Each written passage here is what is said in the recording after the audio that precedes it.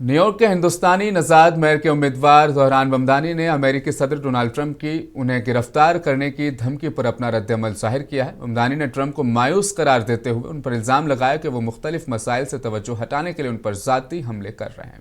دیکھیے آپ یہ تفصیلی رپورٹ۔ ہندوستانی نژاد زہران ممدانی اب باضابطہ طور پر نیو یارک سٹی کے میئر کے لیے ڈیموکریٹک پارٹی امیدوار بن گئے ہیں اور نومبر میں ہونے والے عام انتخابات کا سامنا کریں گے۔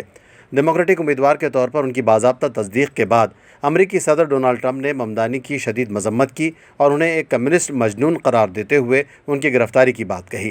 ٹرمپ نے ممدانی کی شہریت کی قانونی حیثیت پر بھی شکوک و شبہات کا اظہار کیا۔ ممدانی سن 1998 میں اس وقت امریکہ آئے تھے جب ان کی عمر 7 سال تھی۔ زہران ممدانی نے ٹرمپ کی دھمکی پر اپنا رد عمل ظاہر کیا ہے۔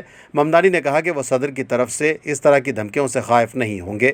ممدانی نے کہا کہ امریکہ کے صدر نے انہیں گرفتار کرنے کی، شہریت چھیننے، حراستی کیمپ میں ڈالنے اور ملک بدر کرنے کی دھمکی دی ہے۔ ممدانی نے کہا کہ ٹرمپ کی دھمکی اس لیے نہیں ہے کہ انہوں نے کوئی قانون توڑا ہے، بلکہ اس لیے ہے کہ انہوں نے امیگریشن اینڈ کسٹمز انفورسمنٹ کو ہمارے شہر میں دہشت پھیلانے سے روکنے کی بات کہی۔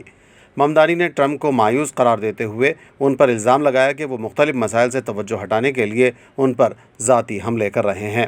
Yesterday, Donald Trump said that I should be arrested.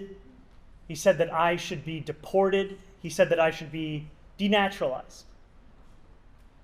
And he said those things about me, someone who stands to be the first immigrant mayor of this city in generations, someone who would also be the first Muslim and the first South Asian mayor in this city's history.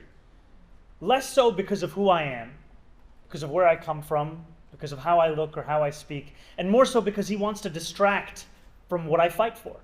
I fight for working people.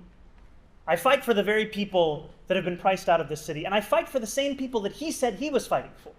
That is what I will do, and I am thankful to have the protection and to have the support of so many New Yorkers who have stood up and said how unacceptable this is, including our governor, including members of the labor movement.